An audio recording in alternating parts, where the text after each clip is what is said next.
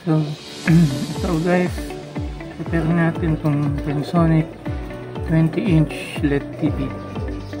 Ang problema nito walang power. Tignan natin. So, ito guys, saksak natin. Ayan. Yung plug. Tapos, try nyo i-check. Walang ilaw. Walang power indicator. So, try natin buksan. So, ito guys, bukas na yung TV. Pero napansin ko parang may lamat yung polarizer. Sana hindi puti ang lalabas dyan. Okay, tuloy natin.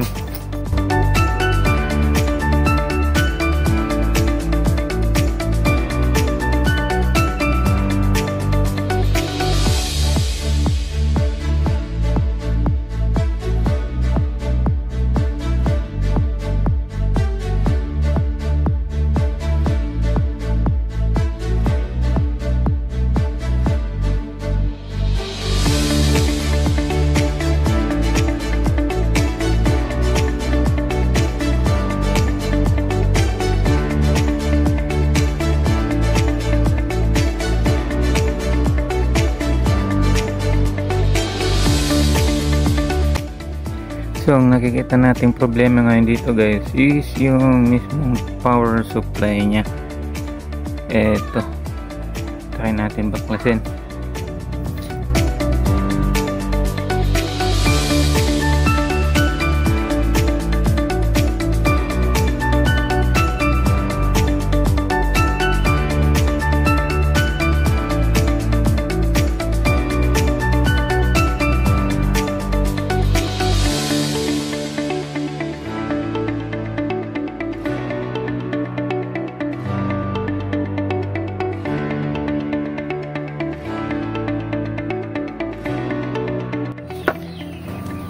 So guys, okay, ito na yung power supply board ng TV.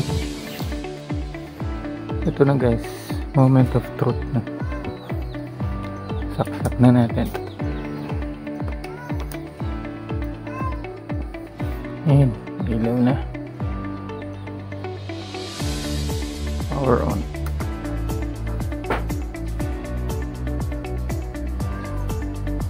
Ayun, gumana na. One eternity later. Ito na guys, pwede na siya. Medyo halata nga lang yung ano niya, yung parang iba yung kulay sa bandang itaas. Pwede na yan. Salamat.